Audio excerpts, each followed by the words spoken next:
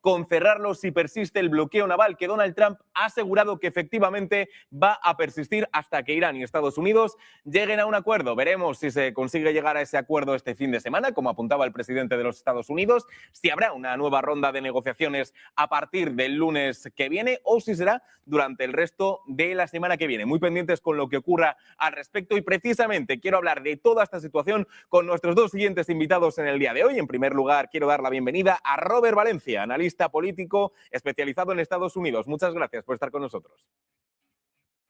A ustedes, muchas gracias por la invitación. Un placer estar con ustedes. Y también es un placer dar la bienvenida a Jorge Díaz Cardiel, economista, abogado mercantil e historiador. Jorge, muchísimas gracias por estar con nosotros. Igualmente, muchas gracias y encantado, Sandro. Bueno, en primer lugar tenemos que hablar sobre la que está siendo la noticia del día, esa reapertura del estrecho de Hormuz por parte de Irán y de Estados Unidos, algo que coincide apenas unas 24 horas después de este anuncio del alto el fuego entre Israel y Líbano. Parece, y voy a comenzar contigo, Robert, que las condiciones para poder llegar a ese alto el fuego, ya no entre Israel y Líbano, sino entre Irán y Estados Unidos, para esa paz definitiva, parece que esas condiciones se empiezan a dar.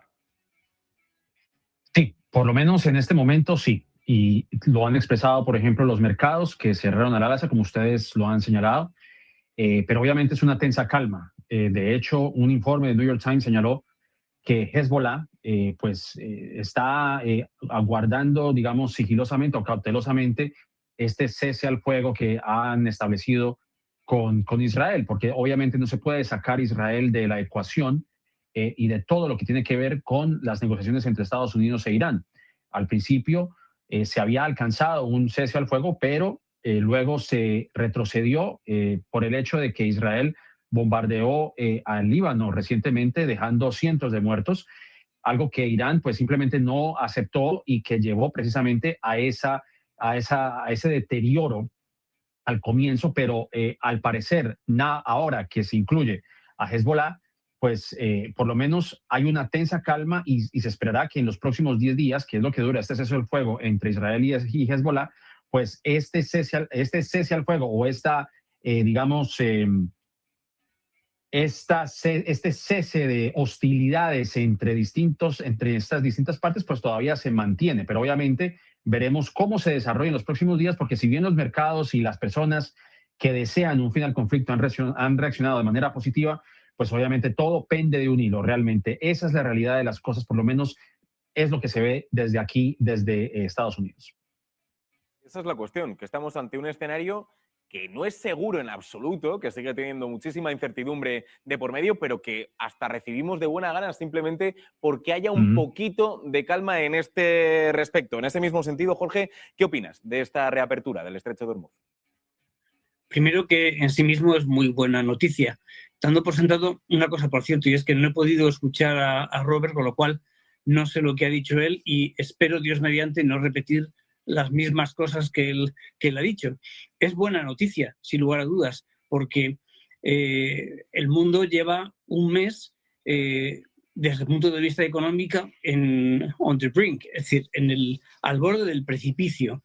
Hoy la reunión de ministros de finanzas en torno al Fondo Monetario Internacional pues ha manifestado su preocupación por el hecho de que esta crisis energética dure un poquito más de tiempo o no se sepa cuánto más va a durar.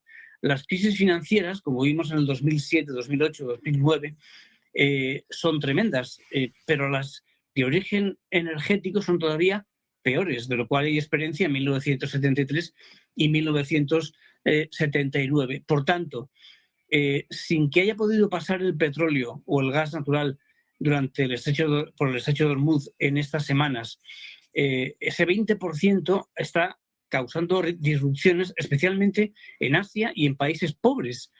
Pero en última instancia también está empezando ya a llegar el problema a nuestras costas, quiero decir, a Europa.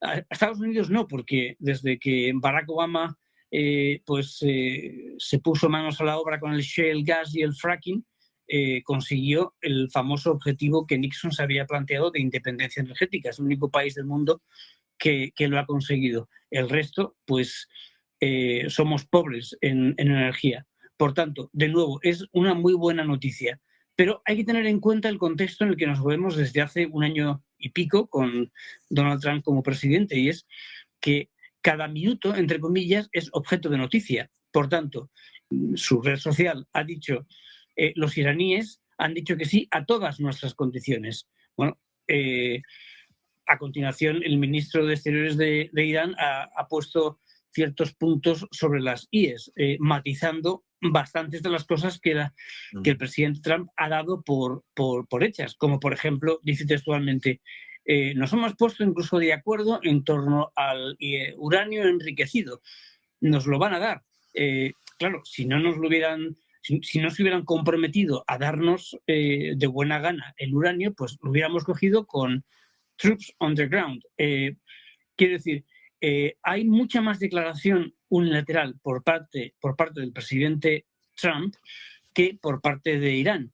Y voy a decir una obviedad, en una negociación de dos, pues los dos tienen que opinar. Y en este caso, además, hay un condicionamiento muy fuerte y muy fuerte, que tiene que ver con lo que has hecho tú antes en referencia, y es ese ceasefire entre Israel y el Líbano. A ver, Israel y el Líbano no están en guerra. Aunque el Líbano no reconozca la existencia del Estado de Israel, la realidad es que el Estado libanés no está en guerra con Israel. Quien está en guerra es Hezbollah, que ocupa el sur del Líbano. Entonces, hay una declaración muy fuerte del presidente Trump que ha puesto en letras capitales, mayúsculas, en uno de sus posts de esa tarde, a la hora y media, diciendo que Israel ha dicho, terminantemente prohibido atacar al Líbano. No ha dicho Hezbollah de manera concreta, sino el Líbano. ¿Por qué? Porque el acuerdo de paz, mejor dicho, el ceasefire es entre Israel y el Líbano. Ahora, el Líbano como Estado, que es un Estado desgraciadamente fallido desde los años 70 hasta el día de hoy, pues ni tiene un ejército que le proteja, ni tiene la capacidad de poner en vereda a Hezbollah, y sin embargo Hezbollah es una prioridad absoluta para Irán. De tal manera que los iraníes claramente le han dicho a Trump, si quieres un acuerdo sobre el estrecho de Hormuz, si quieres que hablemos en torno a el uranio o lo que te dé la gana, condición sine qua non es que no haya ataques a Hezbollah en el Líbano. Que dicho sea de paso, es una pena lo del Líbano. Desde que en 1970 la OLP con Arafat se instaló allí y empezó sus ataques contra Israel, Israel invade el sur del Líbano en 1978, se crea Hezbollah en 1982 y empieza otro conflicto por el cual Israel invade en 4 ocasiones el sur del Líbano. Al final hay una mayoría, un 51% de la población que es cristiana, a quien digamos que todos estos menesteres en el Líbano no tendrían por qué afectarles y sin embargo se ven tremendamente afectados. No quiero decir con esto que no me importen los musulmanes chiitas que están en el sur del Líbano y aquellos que están en relación con Hezbollah, pero lo que quiero decir es que el Líbano como Estado está pagando los platos rotos de una guerra que no va con ellos. Entonces, entiendo que haya sido una condición sine qua non por parte de los iraníes. Dicho lo cual, a día de hoy, en este momento, en este segundo, tenemos un 99% de información de este truce, como lo llama Trump, de este acuerdo o de esta pausa, 99% de información unilateral por parte de Trump, que dice que incluso este mismo fin de semana se sientan a negociar con Irán, y un 1% de información por parte de Irán, que sabemos que lo que ha dicho es comercialmente hablando, el estrecho de Hormuz se abre. Y entonces, gran alegría porque pues, el petróleo baja, las bolsas suben, el oro sube, la plata sube. Bien, pues es la situación ahora. Veremos mañana, veremos pasado mañana, veremos el lunes. Esto es una carrera en la cual cada segundo cuenta. Y Jorge, es que has dicho algo por lo que quiero preguntar directamente también a Robert y luego, por supuesto, a ti, que es el hecho de que Donald Trump ha estado escribiendo mucho durante esta tarde en Truth Social. Después ha hablado con bastantes medios de comunicación. En unos momentos hablará directamente en Arizona. Todo en un fin de semana que parece bastante clave de cara a ese comienzo de campaña en las elecciones de medio mandato. Yo no sé cómo lo veis vosotros. Robert, de nuevo quiero empezar contigo. Pero sí da la sensación, tanto por el número de mensajes como por la cantidad de veces que se está comunicando Donald Trump, que Donald Trump necesita una victoria ya. Y que precisamente si puede coger ahora mismo, entre este intercambio de informaciones que hay constante, esta victoria de Hormuz y de también Líbano, que la va a coger con el objetivo de decir, oye, que sigo siendo el absoluto pacificador mundial. Bueno, es que desde el momento en que él lanzó su campaña junto a Israel en atacar a Irán, pues él quería una victoria inmediata, reflejándose un poco, o no reflejándose un poco, yo creo que en gran medida a lo que aconteció en Venezuela, que en cuestión de horas extrajeron a Nicolás Maduro y lo trajeron a Estados Unidos. Y como lo señaló en un informe el New York Times la semana pasada, la decisión de Donald Trump de llevar a cabo este conflicto o de llevar esta campaña militar era con esa idea de que podía replicar ese mismo éxito, que podría decir un éxito militar o esta precisión militar en la extracción de Nicolás Maduro de Venezuela y traerlo a Nueva York, pues ellos creían, o por lo menos Trump creía, a pesar de que los informes de inteligencia daban por hecho que esta idea que le vendió Israel a Estados Unidos de atacar Irán y de que con la muerte del ayatollah habría una sublevación popular que se tomaría el poder en ese país y que lo catalogó en aquel momento el director de la CIA, Radcliffe, decía que era una observación absurda por parte de Israel y que Estados Unidos no debería entrar en ese conflicto, pero que ellos igual dejaban esa decisión al presidente Donald Trump, y Donald Trump, creyendo que podía replicar, como vuelvo a menciono, esa campaña que llevó en Venezuela, podría llevarla en Irán. El presidente Donald Trump, desde el momento en que decidió lanzar esa campaña en Irán, quería una victoria inmediata, bien sea de algunos días o algunas semanas. Lo que no preveyó tal vez Donald Trump en aquel momento es que esta guerra se extendería por semanas, porque si bien hubo una fuerza aérea superior a la de Irán y que llevó a esos ataques con la muerte del ayatollah y de otras personas dentro de su cúpula más íntima, pues vemos que no fue así. Irán resistió y optó por utilizar lo que se llama este punto de estrangulamiento, lo que llaman los economistas, o en inglés como se conoce, este chokehold, que es en donde ya lo que sabemos, el estrecho de Hormuz, por donde pasa una gran parte del el suministro de petróleo. Y eso fue lo que ha llevado a Estados Unidos precisamente a esta negociación. No hubo, bueno, obviamente hubo negociaciones en Venezuela, pero en este caso obviamente no tenía, como se dice, el sartén por el mango, es decir, no tenía, digamos, algún tipo de, digamos, de llevar las negociaciones a como ellos quisieran. Ahora tiene que negociar con Irán y encontrar ese punto intermedio que pues es lo que se ha llevado a cabo, por lo menos es lo que creemos que se está llevando a cabo. Obviamente, como lo señaló el invitado, tiene que haber negociación, tiene que haber de parte y parte, no puede haber una concesión absoluta de una parte o de la otra. Pero yo creo que eso era algo que Estados Unidos no tenía, por lo menos en sus cálculos, supongo yo, cuando decidieron lanzar este conflicto.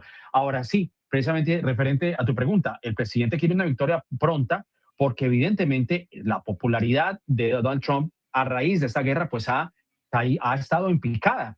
Y no solamente dentro de ya lo que se conoce, pues las personas que no están de acuerdo con muchas de sus políticas, particularmente, obviamente, casi que la mitad del país que no votó por él, y algunos funcionarios dentro del Congreso Demócrata, pero también incluso dentro de su propia base.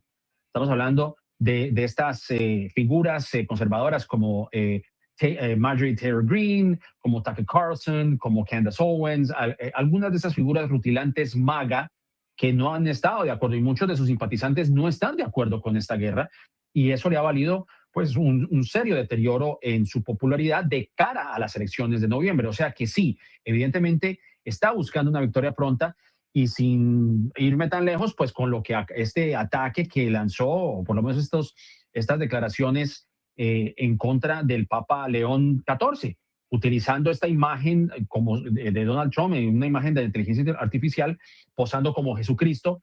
Otra medida, otro hecho que también ha causado un estupor y un descontento dentro de su base MAGA. O sea que, si bien esta noticia le llega en un buen momento, pero una cosa es alcanzar algún tipo de acuerdo con Irán y con las partes involucradas en este conflicto y mantener, digamos, este cese al fuego, o por lo menos llegar a una negociación que obviamente yo no creo que esto ocurra de la noche a la mañana. Evidentemente estamos hablando de que Irán y Estados Unidos llevan décadas digamos, de tensión diplomática, de desconfianza del uno al otro, y esto no se resuelve tan pronto. O sea que dependiendo de la destreza diplomática que tenga esta administración y obviamente de la voluntad que tenga Irán, pues vamos a ver cómo se llevará a cabo estas negociaciones. Por lo menos se están calmando las aguas, pero como reiteré en mi punto anterior, vamos a ver qué tan armoniosas serán estas negociaciones, porque evidentemente muchos países han expresado, digamos, un optimismo cauteloso, y vamos a ver cómo se desarrolla esto en los próximos días. También, Jorge, no únicamente esa cautela por parte de los países y esa falta de apoyos por parte de Donald Trump dentro del país, sino también fuera, porque estamos viendo, bueno, de hecho hace apenas unos minutos ha cargado de nuevo contra España diciendo que España no había estado ahí para Estados Unidos, todo después de que hace unas horas también lanzase un palo a la OTAN, también lo hiciera con Australia, y en cambio mandara felicitaciones a Arabia Saudí, a Emiratos Árabes Unidos y también a Pakistán. Es decir, nos encontramos ahora, Jorge, en una fase en la que Trump está priorizando también de cara a los 2 años que le quedan de legislatura las relaciones con Oriente Medio. Recordemos el viaje que hizo el presidente Trump en el mes de mayo del año pasado, en que visitó Saudi Arabia, Emiratos, Qatar, y fue no solamente él con gran parte del gabinete, sino que fue acompañado por varios cientos de empresarios. Entre ellos estaba, desde en el mundo de las finanzas, Jamie Dimon, presidente de JP Morgan Chase, o estaba Jane Fraser, presidenta y consejera delegada de Citigroup, y en el lado tecnológico estaban Elon Musk, Sam Altman, el presidente de Nvidia, Jensen Huang, etcétera. Casi 300. La gracia del asunto es que conforme iban cada uno de ellos saludando a los dirigentes de Arabia Saudí o de Emiratos, casi con estrechar cada mano venía un contrato para un data center, un contrato para infraestructura de inteligencia artificial, contratos billonarios con B, de muchos cientos de billones de dólares. Es significativo que ese viaje pues fuera el viaje más importante de Trump en su primer año de mandato, en esta segunda, vamos a decir, tenure. Pues sin lugar a dudas, Trump primero se da cuenta que con estos países árabes no tiene ningún problema. Es decir, que dice y se hace.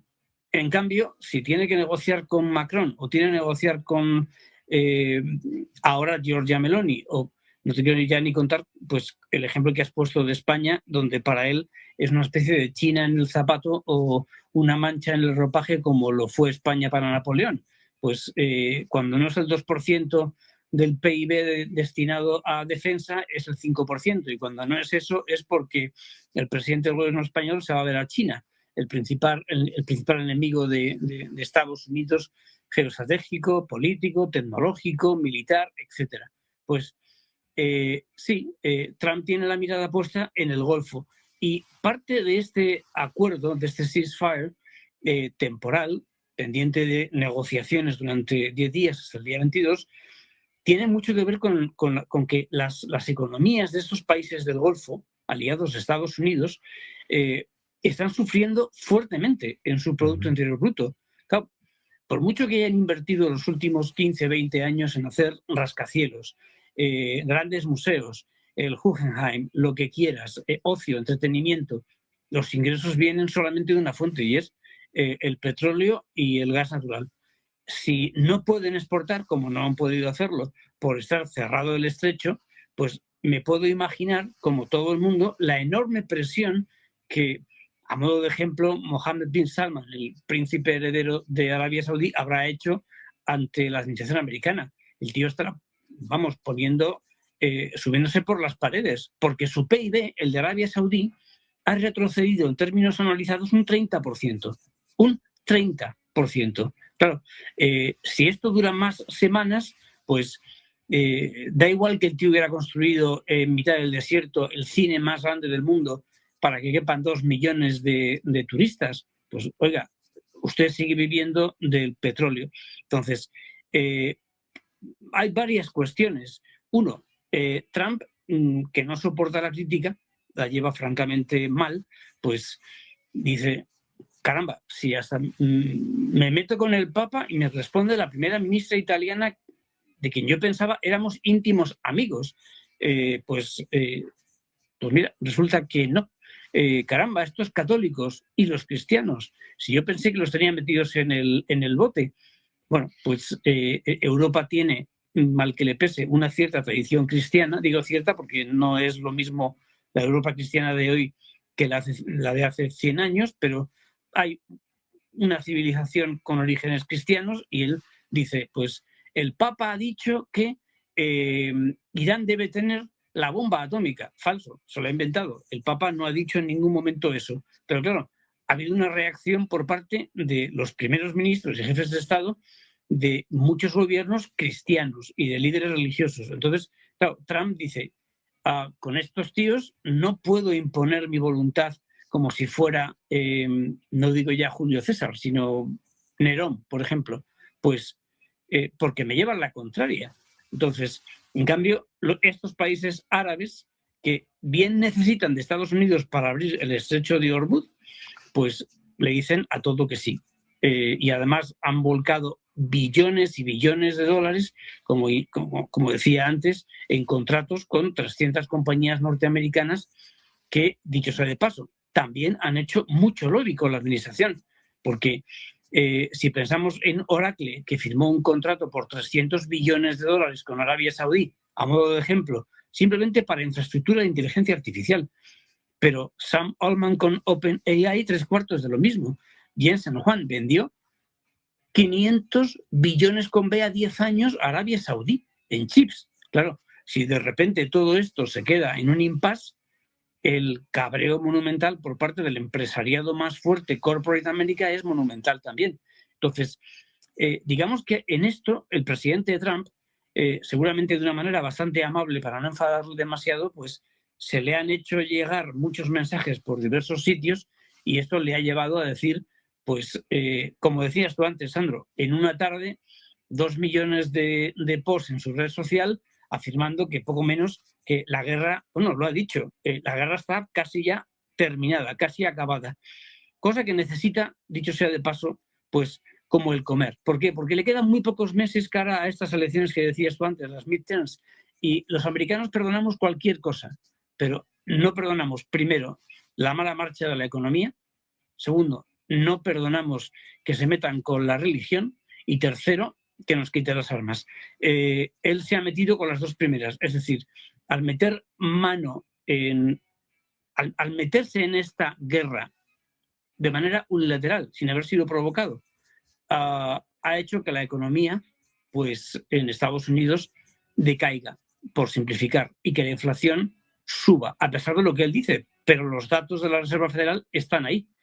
Eso a un norteamericano medio, pues no es que le encabrone, es que ya le predispone bastante en contra del presidente, quien ya de por sí suspende en todas las encuestas, en todos los índices, índice de su gestión, dirección del país, marcha de la economía, relaciones internacionales, incluso la gestión de la guerra.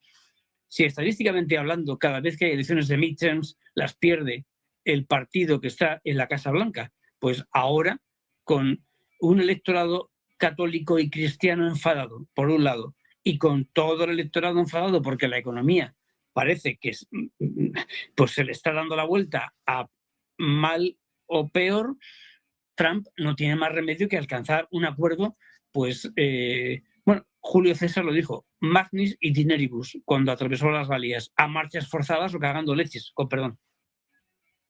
Está perfecto. Y quería preguntaros, antes de finalizar esta entrevista, sobre la propia inestabilidad de esta reapertura del estrecho de Hormuz, porque al final, bueno, Irán ha puesto una serie de condiciones. Recordemos también el asunto de las minas, que es crucial para que se pueda realizar ese flujo de comercio tranquilamente en el estrecho.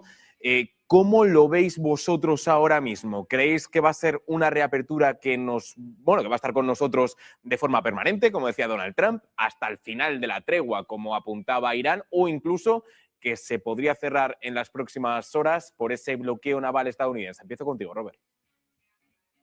Bueno, como ya lo hemos, creo, mencionado en esta conversación, todo depende de la voluntad de ambas partes.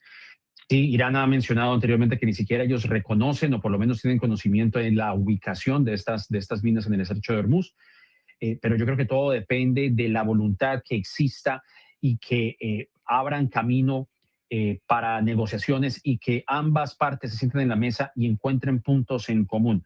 La razón por la cual al comienzo de estas negociaciones fallaron, por lo menos hace algunas semanas, algunos días, cuando J.D. Vance visitó Pakistán, era porque ninguna parte quería ceder. Una, porque Estados Unidos, con esta, postura de que es una potencia militar y que, pues sí, ha diezmado la fuerza iraní en ciertos frentes, cree que con fuerza bruta podía doblegar a Irán, mientras que Irán, teniendo en cuenta que el estrecho de Hormuz es su carta más fuerte para doblegar a la primera potencia militar junto con Israel, pues ha demostrado su resiliencia, pero de resiliencia tampoco se vale para llegar a un acuerdo de paz. O sea que todo dependerá de cómo se negocie esto, si vamos a volver a ver algún tipo de tratado o de programa que fue el que se implantó, porque yo creo que también hay que hacer, quisiera hacer una salvedad también, es la falta de necesidad en haber llevado este conflicto. El invitado mencionaba Arabia Saudita. Que sí, que obviamente los países del Golfo requerían de una estabilidad, como bien lo ha señalado él, una observación valiosa. Casualmente, el príncipe MBS, Mohammed bin Salman, fue la persona que persuadió a Donald Trump junto con Benjamin Netanyahu y con Rupert Murdoch de que Estados Unidos entrara en este conflicto, pensando lo mismo. Yo creo que, en mi opinión, una arrogancia realmente de llevar a cabo este conflicto creyendo que Irán iba a ser otra Venezuela, como lo reiteré en el punto anterior, y viendo cómo no solamente comprometía el flujo de petróleo y gas, pero también la fuente de agua, un líquido escaso en esa parte del mundo, y que Irán, con lo que tenía, con estos drones, pues estaba amenazando con atacar estos centros de desalinización para acceso de agua en esa parte del mundo, obviamente prendiendo las alarmas alrededor de esa parte de la región, porque obviamente pues sin agua, ¿cómo se puede subsistir? Obviamente estoy diciendo una obviedad absoluta. Entonces, vuelvo al punto, yo creo que vamos a ver qué voluntad existe. Obviamente Donald Trump, muy a su estilo, lo va a vender como que este es el fin de la guerra y que él es el pacifista y que por ende, o no en vano, se ganó este premio que le dio la FIFA, inventado pero que se lo dieron, ¿no? Total. Entonces vamos a ver cómo se desarrolla esto en los próximos días. Esperemos que esto sea para bien, por supuesto, porque nadie quiere un conflicto, pero yo sí quisiera concluir con lo siguiente. Yo creo que en este conflicto, un segundo, sí, porque ahora mismo continuamos, perdóname por la intermisión, pero tenemos a Donald Trump ahora mismo hablando en un canutazo en ese aeropuerto de Phoenix. Escuchemos al presidente de los Estados Unidos.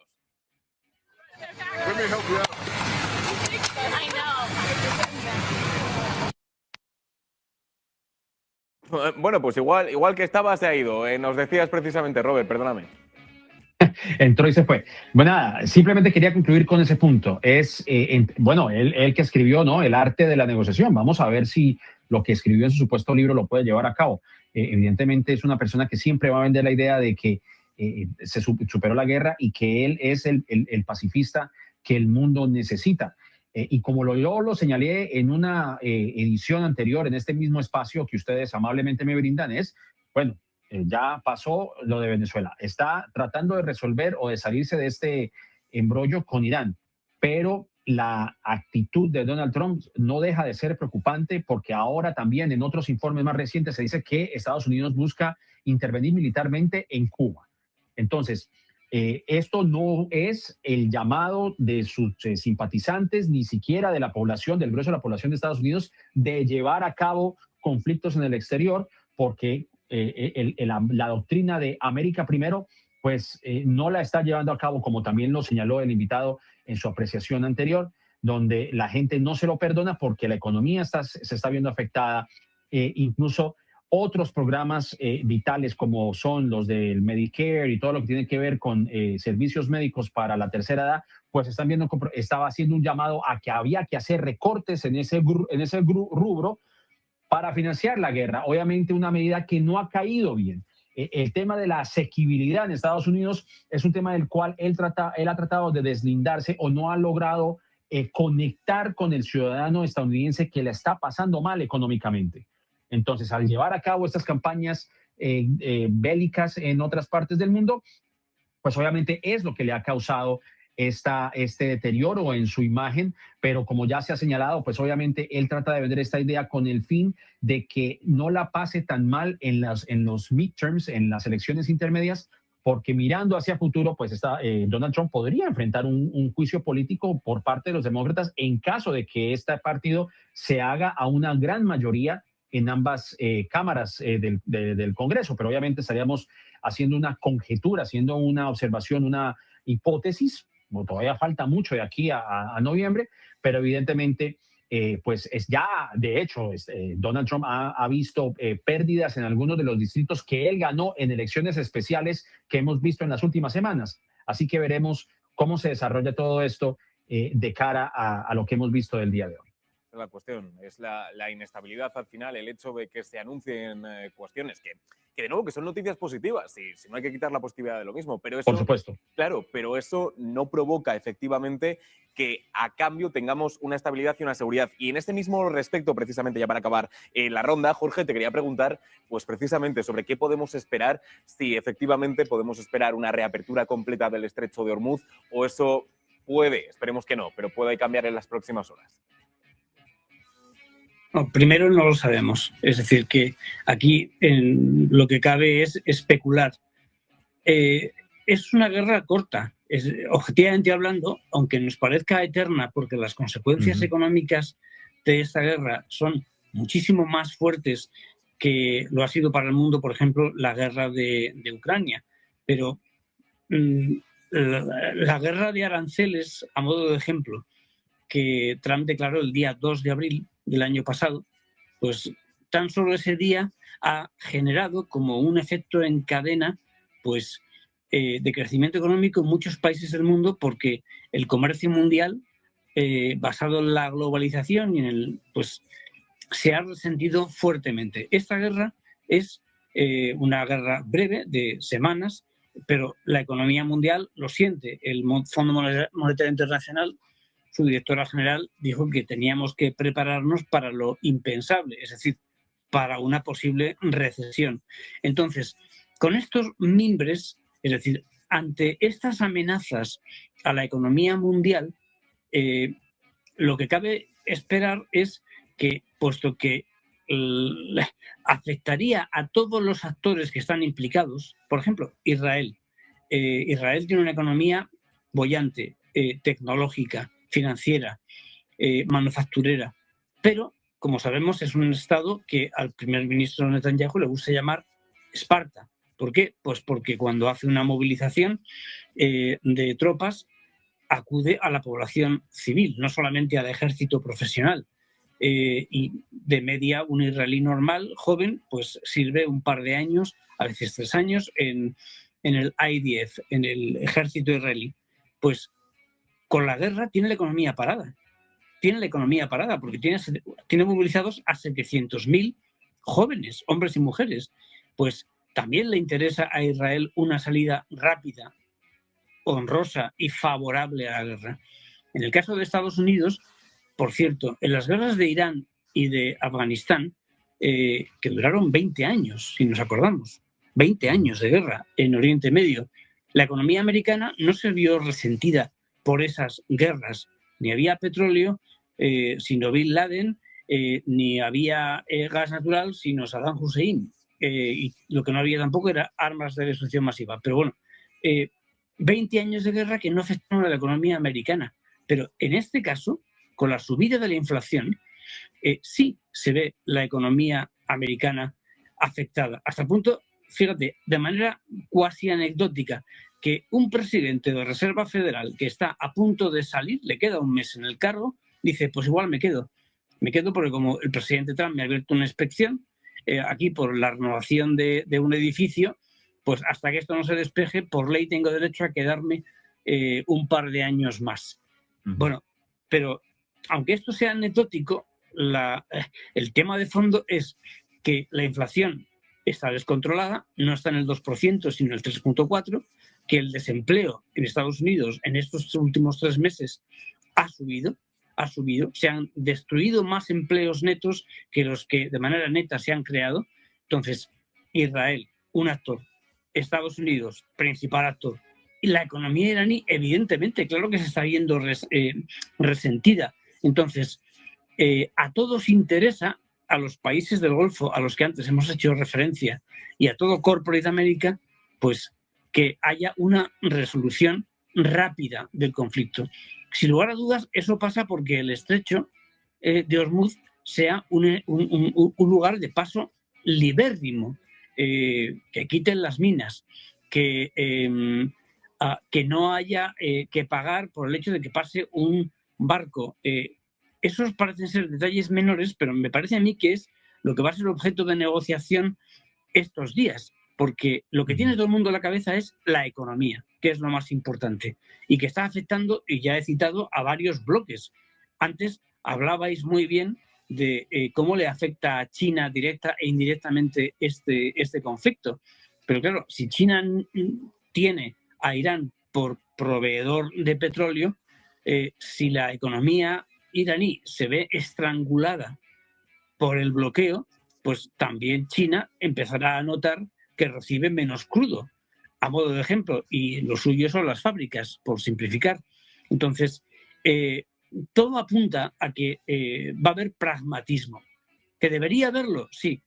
Yo creo que lo va a haber, porque interesa a todas las partes en que esto no se convierta en, no digo ya un segundo Vietnam, que sería impensable, una guerra de 10 años, pero que se resuelva muy rápidamente, porque en el caso de Trump, por ejemplo, se juega tantísimo en esta guerra, se juega tanto cara a las elecciones, que como las ganen los demócratas, toda su agenda legislativa se va a ver paralizada y no va a poder gobernar eternamente por decreto ley, porque al final eso le llevaría a un impeachment. Y si no tiene mayoría ni en la Cámara de Representantes ni en el Senado, pues, en fin, tendría serios problemas para salir de un aprieto de esas características. Por tanto, la necesidad obliga. Y yo creo que eso es lo que va a llevar a las partes a ser pragmáticos y ceder en detalles económicos que permitan que la economía vuelva lo más rápidamente posible a una cierta normalidad, sabiendo que hay, entre comillas, infinidad, exagero, de estudios económicos que dicen que ese volver a la normalidad va a llevar bastante tiempo. Es decir, que uno no cierra el estrecho de Hormuz, donde pasa el 20% del petróleo mundial, y que después no pasa nada. No, perdone, las cadenas de suministro llevan tensionadas, ¿cuántos? 6 años, 7 años desde el COVID, guerra de Ucrania, luego la guerra comercial. Salimos de una y nos metemos en otra. Las cadenas de suministro, la logística, en fin, se ve resentida. Y en economías de consumo, donde la logística y el supply chain management son esenciales, pues uno no hace aprieto el botón, funciona, quito el botón, no funciona. Es todo un entramado tecnológico de una complejidad verdaderamente notable. Lo cual, dicho sea de paso, tiene una derivada, y es que en parte, se explicaría el por qué en estos momentos la inteligencia artificial está cobrando un protagonismo del cual no se está hablando desde este punto de vista, pero que está asumiendo logística, Supply Chain Management, almacén, stock, inventario, y que explica también los 415.000 despedidos que había en Estados Unidos en los 3 primeros meses del año en compañías esencialmente tecnológicas, porque la inteligencia artificial ha asumido con costes infinitesimamente más baratos que los labores que hacían pues casi 500.000 de tíos, pero que tiene que ver con la guerra, por lo que acabo de decir, porque la logística se está viendo afectada fuertemente. Por tanto, yo creo que con una gran rapidez, a no ser que hubiese torpezas imperdonables por ambas partes, o que una tercera parte incumpla un ceasefire, un alto el fuego, y empiece a bombardear donde se le ha dicho que no lo haga. Pero si todo va como Trump dice que va a suceder, al menos desde el punto de vista económico, las cosas deberán de volver a su cierta normalidad, que en cualquier caso es lo que el mundo necesita en estos momentos, porque no podemos vivir todos en una continua, no digo ya incertidumbre, sino ansiedad con el corazón en un puño.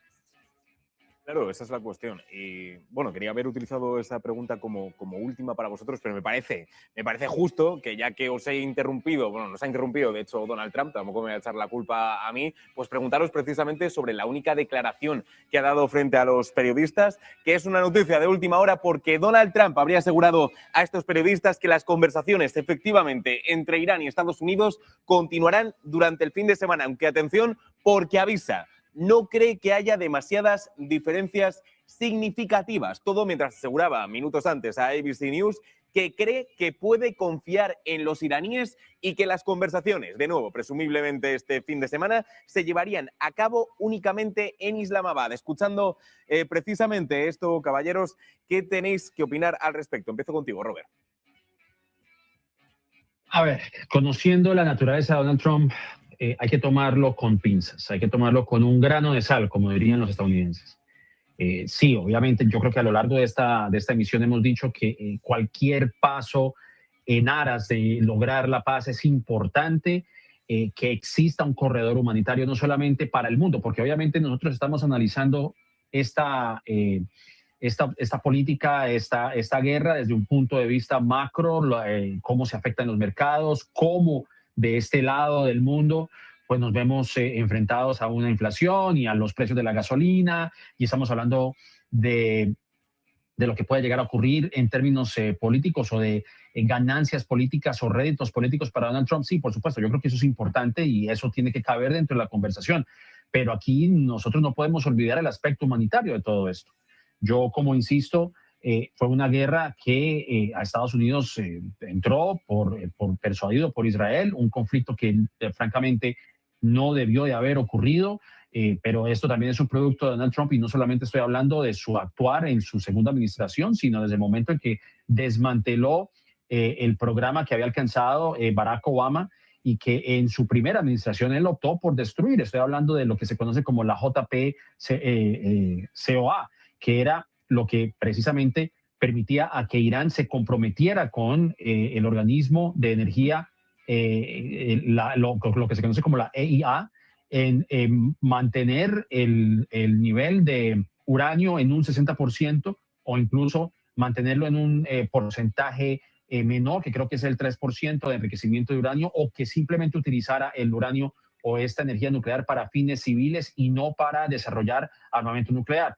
Pero Donald Trump, en su afán, simplemente lo que hizo fue destruir ese plan, y estamos en lo que estamos es precisamente por eso. Yo creo que es importante también hacer esa aclaración, porque esto no es una cosa fortuita ni una cosa que sucedió hace un par de meses. Esto ha sido un producto de años, y no estamos hablando de décadas, que prácticamente, como incluso lo han señalado algunos funcionarios anteriores a la administración de Donald Trump, y hablo específicamente de Hillary Clinton e incluso de Anthony Blinken, ambos secretarios de Estado en las administraciones de Obama, señalaron que Benjamín Netanyahu estaba empecinado en vender la idea de que Estados Unidos tenía que entrar en ese conflicto en Irán. Todas las voces, digamos, todas estas administraciones, John Kerry también lo dijo en algún momento, que también fue secretario de Estado, dijo que en las últimas administraciones de Estados Unidos, tanto la de Bush como la de Obama, como la del mismo Biden, Netanyahu trataba de persuadir a Estados Unidos de entrar en ese conflicto y la única persona que le hizo caso fue Donald Trump. Y estamos en esta situación es por eso, porque se dejó persuadir. Y bueno, aunque muchos en su entorno pues decían, presidente, nosotros simplemente vamos a respetar su decisión de entrar en ese conflicto, usted hace lo que crea conveniente y como ya lo había señalado anteriormente, creyendo que el modelo que implantó en Venezuela lo iba a replicar en Irán y se encontró con una realidad completamente diferente. O sea que Donald Trump es una persona, yo lo tengo que decir, es una persona mentirosa, es una persona que miente. Con tal de vender cualquier cosa, miente. Yo por eso digo que esto es como la parábola del pastor mentiroso. Puede que esté diciendo la verdad, pero como es una persona acostumbrada a la mitomanía, con la idea de vender cualquier cosa, pues yo creo que nosotros estamos completamente escépticos a lo que él diga, a lo que diga Donald Trump. Obviamente, todo está en los hechos. A mí, sinceramente, lo que diga Donald Trump, yo lo tomo con supremo civismo, realmente. O sea que una cosa es lo que él diga y otra cosa es cómo se lleve a cabo estas negociaciones. Yo creo que para mí esa es la base de la conversación. Es lo que él diga, él puede decir lo que quiera en Truth Social. Él puede posar como Jesucristo, como puede posar como el Papa, como lo hizo en una ocasión cuando falleció el Papa Francisco y él dijo que quería ser el Papa. Donald Trump realmente es una persona que a pesar de, y no quiero decir que a Donald Trump se le deba restar licencia, porque al final de cuentas es el presidente de los Estados Unidos, de la primera potencia mundial, como siempre se ha dicho. O sea que restarle licencia a lo que él dice tampoco es lo correcto, pero sí hay que tomar con suprema cautela y con mucho cuidado lo que él dice, porque él puede decir cualquier cosa, pero lo que pase en esas conversaciones entre los negociadores estadounidenses y las personas que estén mediando en este tratado o en este acuerdo, pues eso es en lo que nosotros nos tenemos que enfocar. Bueno, y precisamente teniendo en cuenta esas propias palabras que nos estaba diciendo Robert, te quiero preguntar también a ti, Jorge, ya para finalizar esta cuestión, si efectivamente, como nos estaba diciendo Robert, son palabras estas de Donald Trump que tenemos, tampoco que darles la mayor credibilidad posible, pero tampoco desdeñar de forma absoluta lo que nos estaba diciendo el presidente de los Estados Unidos. Trump está hablando, y desgraciadamente no he podido escuchar a Robert, como una persona que tiene prisa. Y uno diría, menuda obviedad, ¿no? Y dice, sí, lo que pasa es que está intentando forzar la cuestión hasta el máximo. Incluso como si estuviera jugando acaba de estar en Las Vegas, como si estuviera jugando al póker o a lo que sea, y descubre sus cartas. ¿Por qué? Porque tiene muchísima prisa. En ese sentido, hacías antes referencia, fíjate, a que en una tarde se había entrevistado con un montón de medios. Lo ha hecho con los mismos medios a quienes continuamente acusa todos los días de ser fake news, a los cuales cada vez que le hacen una pregunta, lo primero que hace es meterle el presidente el dedo en el ojo al periodista diciendo, usted no tiene ninguna credibilidad, usted trabaja para un medio fake news, y eso abarca desde el Wall Street Journal a CNBC, y sin embargo está hablando con todos ellos. ¿Por qué? Porque le interesa hacer llegar el mensaje de que la paz es inmediata. La situación en la que se encuentra el presidente hoy, electoralmente cara a noviembre, es muy mala. La situación en la que se encuentra desde el punto de vista económico está a punto de ser muy mala, porque evidentemente uno no nota en el Producto Interior Bruto del mes de abril lo que ha pasado en el primer trimestre, a no ser que haya habido un cataclismo. Y en este caso ha habido un cataclismo, lo cual hace prever que los números del Producto Interior Bruto del segundo trimestre y del tercer trimestre, justo antes de las elecciones, no sean buenos en crecimiento del Producto Interior Bruto, sino que haya incluso quizá decrecimiento.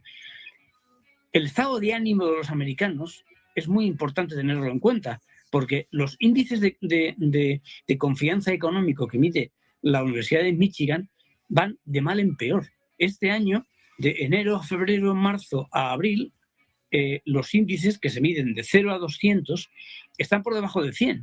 Y es inédito. Nunca, desde que este índice de sentimiento y confianza económicos de la Universidad de Michigan se puso en marcha hace 70 años, jamás Jamás había habido niveles tan bajos, ni siquiera en la crisis financiera de los años 7, 8, 9 y 10. Entonces, si el electorado está triste, el electorado está enfadado, si resulta que, no digo ya los demócratas, que obviamente se oponen a Trump, faltaría más, pero si en el propio bando republicano resulta que Trump acaba de alienar a una parte importantísima que es base cristiana, base católica, Trump necesita urgentemente pasar mensajes positivos y que den una cierta esperanza. Y en estos momentos lo que tiene que hacer es poner punto final a la guerra, aunque eso suponga que las declaraciones sean unilaterales, porque, insisto, ¿cuánto están hablando los iraníes? Pues están hablando bastante poco, tan solo para puntualizar cosas de la mucha verborrea que dice Trump. La cuestión del uranio enriquecido. Ya se puede, el ministro de Exteriores iraní ha sido muy claro, pues no, a eso no podemos renunciar porque es como parte de nuestra propia tierra, no vamos a renunciar. Y al final, pues tendrá que haber un acuerdo en ese sentido. No digo yo que sea como el que hizo Barack Obama en el año 2015, quizá tendrá unas características distintas, pero recordemos que, por ejemplo, en el primer mandato, Trump se sentó en Pyongyang con el líder de Corea del Norte. ¿Quién pensaba que eso fuera posible? Pues ahora Trump dice que son íntimos amigos y que pues, Kim Il-jung le adora a Donald Trump. Bueno, se sentaron a negociar, llegaron a acuerdos y de hecho hay muchos proyectos inmobiliarios que están haciendo empresas vinculadas al presidente Trump que están haciendo cosas bastante fastuosas en Corea del Norte. Es decir, que incluso de una cosa bastante mala como es una guerra, pudieran salir cosas buenas, como por ejemplo, en el caso de Irán, hace falta toda una labor de reconstrucción de infraestructuras que han sido destruidas, civiles y militares, pues monumental. Alguien tendrá que hacerlo. El sur del Líbano, desgraciadamente, vuelve a estar de nuevo, desde el 2024, destruido. Alguien tendrá que de nuevo reconstruirlo. Ya no quiero hablar de cómo está Gaza, porque ya sabemos que, bueno, pues que hay proyectos que han sido hechos públicos y hay vídeos. En fin, Trump necesita pasar mensajes positivos cuanto antes a todos los americanos, porque tiene que cambiar de una manera radical y rápida la percepción que se tiene de él. Eso en casa. Luego, ojo, que el multilateralismo, pues todos sabemos, Trump le ha dado una patada en el pompis al multilateralismo, pero lo que sí es cierto es que América no puede funcionar hoy sola, como si fuera la única potencia mundial, aunque sea la primera, que lo es por Producto Interior Bruto y militar. Entonces, tendrá que reconstruir alianzas. Y, hombre, ¿con quién lo va a hacer? ¿Con quién lo va a hacer? Con los países árabes, está claro, lo hemos visto antes. Pero tendrá que mirar a Europa. Tendrá que mirar a Europa. Porque Europa es el buffer, lo que separa a Estados Unidos del otro lado del Atlántico de Rusia. Por tanto, necesitará llegar a un entendimiento también con los europeos. Pero para eso es menester que la guerra con Irán acabe cuanto antes. Y en ese sentido van sus declaraciones, hablando a diestro y siniestro con medios de comunicación, sean fake news o no sean fake news. Queremos que sea así, independientemente de las declaraciones que dé Donald Trump, independientemente de si quiera hablar más o menos con Europa, que tendrá que hacerlo, efectivamente. Pero esperemos que ya sea este fin de semana, o sea, a comienzos de la semana que viene, que se pueda llegar a este final del conflicto. Robert Valencia, analista político especializado en Estados Unidos, muchísimas gracias por acompañarnos en esta noche. A ti, un placer. Muchísimas gracias y buenas noches. Y también muchísimas gracias a Jorge Díaz Cardiel, economista, abogado mercantil e historiador. Gracias por acompañarnos en esta noche. Sandro, contigo siempre me lo paso muy bien y además con Robert doblemente bien. Igualmente, gracias. Que lo sepáis los dos. Espero, nos citamos para un próximo encuentro, a ver si podemos hablar los tres ya del final de esta guerra. Claro que sí, un abrazo enorme para los dos. Igualmente, buen fin de semana. Igualmente.